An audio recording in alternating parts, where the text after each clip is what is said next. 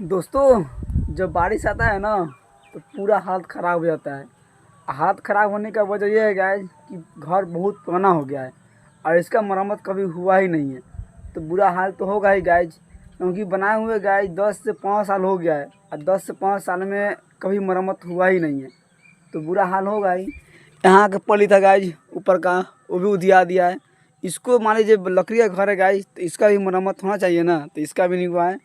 किसी भी घर का मरम्मत नहीं हुआ है तो बुरा हाल होगा ही। इसमें पूरा पानी पैक हो गया था, चारों साइड से भीग गया है, आप लोग देख ही सकते हैं।